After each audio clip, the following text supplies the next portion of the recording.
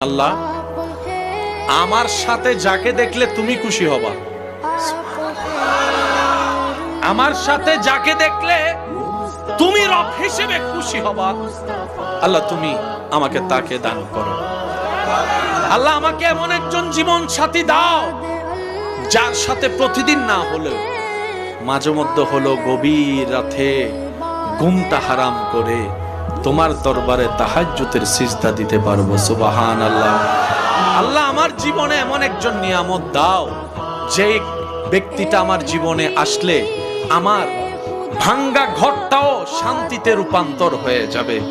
আল্লাহ আমার জীবনে এমন একজন সাথী দাও যেই সাথীর পেট থেকে, যার মাধ্যম থেকে আল্লাহ তোমার প্রিয় বান্দা আও ওয়ালাদিন সালিহিন ইয়াদউ লাহু, এমন সন্তান দুনিয়াতে আসবে, এমন নেককার জীবন পার্টনার আমাকে দাও। বলেন সুবহানাল্লাহ।